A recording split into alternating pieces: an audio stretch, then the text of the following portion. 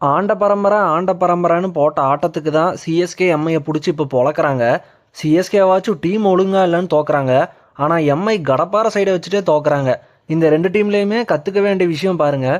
CSK mega action சொதப்பணுனால மொத்த action சைக்கிளுமே இப்போ போயிருச்சு. அதுவே எம்ஐயில் பாருங்கள், அத்தனை மேட்ச் வின்னர்ஸ் இருக்காங்க. ஆனால் அவங்க ஒரு டீமாக ஒழுங்காக ஆட மாட்டேங்கிறாங்க. ஆளுக்கு 5 கப்பு ஜெயிச்சது பெருமையான விஷயம்தான். ஆனால் சிஎஸ்கே எம்ஐ ஒழுங்காக விளையாடலான்னா ஐபிஎலுக்கே அந்த ஹைப் இருக்கிறது இல்லை. ஆர்சிபி மாதம் விளாடுறாங்க. ஆனால் அவங்களுக்கு போட்டியாக சிஎஸ்கே எம்ஐயும் விளாண்டாதான் ஐபிஎல்லுமே பார்க்க நல்லா இருக்கும். சிஎஸ்கே பிளேயர்ஸ் வீக்காக இருக்கிறனால கரெக்டான பிளேயிங் காம்பினேஷன் கண்டுபிடிக்கவே டைம் ஆகுது. இப்பயே 3 மேட்ச்சில் 3 தோத்தாச்சு.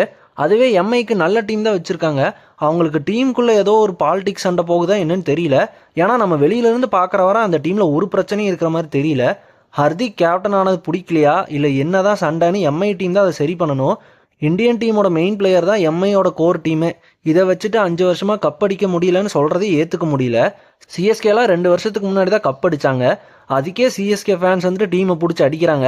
ஒழுங்காக விளாடுங்கடா, கப் அடிங்கடா அப்படின்னு. எம்ஐ 5 டிராஃபி டக்குன்னு ஜெயிச்ச மாதிரி இருந்துச்சு.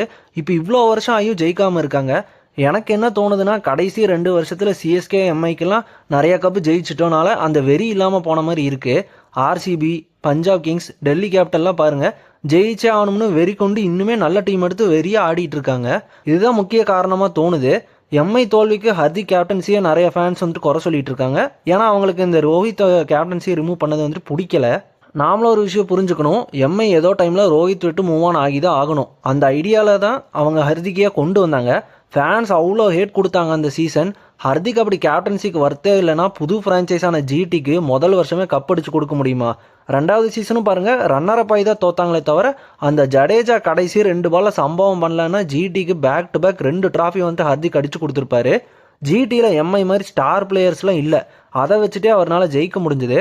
ஹர்திக்கு ஜிடியில் வாய்ஸ் ஜாஸ்தியாக இருந்துச்சு. அவர் தான் இங்கே சீனியர் பிளேயர்னால அவர் சொல்கிறதெல்லாம் டீம் கேட்டு பண்ணாங்க. எம்ஐலானா ஹர்திக்னால அதை பண்ண முடியாது. ஏன்னா ரோஹித் இருக்கார், பும்ரா இருக்கார், ஸ்கை இருக்கார். ஆன் பேப்பர் ஐபிஎல்லே இப்போ பெஸ்ட் பிளேயர்ஸ் இருக்கிற டீம்னு பார்த்தீங்கன்னா எம்ஐன்னு தான் எல்லாருமே சொல்லுவாங்க. இவங்க தான் ஆனால் ஒழுங்காக ஆட மாட்டேங்கிறாங்க.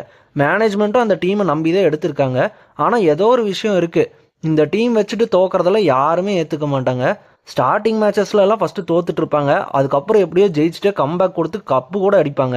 அதெல்லாம் இனிமேல் பண்ணுறது கஷ்டம். ஏன்னா மற்ற டீம்ஸ் இப்போ முதல் விட நல்ல டீமாக செட் பண்ணி வச்சுருக்காங்க. எம்ஐ அடுத்த மேட்ச் இருந்தே கடப்பார டீம்னு காட்டியே ஆகணும். எம்ஐக்காச்சும் இந்த டீமை வச்சுட்டு ஜெயிக்க முடியும்னு ஒரு ஹோப் கொடுக்கலாம். சிஎஸ்கே பாருங்க, இன்னும் காம்பினேஷனே கண்டுபிடிக்காமல் இருக்காங்க. நல்லா ஆடுற பிளேயர்ஸ் சான்ஸ் கிடைக்காம வெளியில் உட்காந்துருக்காங்க. ஃப்யூச்சருக்கு செட் ஆவாங்களான்னு டெஸ்ட் பண்ணுறக்காக யங் பிளேயர்ஸ் இப்போ உள்ளாடிட்டு இருக்காங்க. மேட்ச் தோத்தாலும் பரவாயில்ல, ஆக்ஷனில் எடுத்தோம் ஆடியே ஆகும்னு ஈகோவோட அதே பிளேயர்ஸ் வச்சு விளையாடிட்டு இருக்காங்க. சிஎஸ்கே எம்ஐ இப்படி சொதப்புனது ஐபிஎலுக்கும் நல்லதில்லை.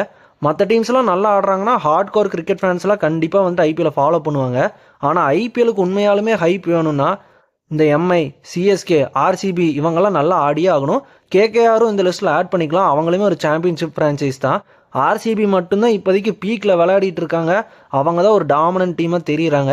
மற்ற டீம்ஸ் எல்லாம் அவங்க பர்ஃபார்மன்ஸ், ஸ்ட்ராட்டஜி எல்லாமே இம்ப்ரூவ் பண்ணி கம்பேக் கொடுக்க வேண்டிய நிலமையில தான் இருக்காங்க. சிஎஸ்கே, எம்ஐ, ஆர்சிபி, கேகேஆர் இதில் எந்த டீம் எல்லாம் பிளே ஆஃப் போகும்னு நினைக்கிறீங்கன்னு கமெண்ட் பண்ணுங்கள். டாக்ஷா தமிழ் யூடியூப் சேனலை மறக்காமல் சப்ஸ்கிரைப் பண்ணிக்கோங்க. அடுத்த வீடியோவில் பார்ப்போம். Bye guys.